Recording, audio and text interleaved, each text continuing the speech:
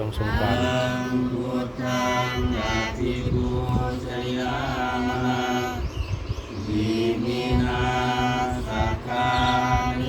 นะธัมมังอภิปูชยามะอิมินาสกา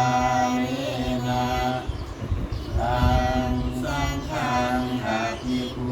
ชยามะอะระหังสัมมาสัมพุทโธภะคะวาพุทธังภะคะวันตังอภิวาเทมิส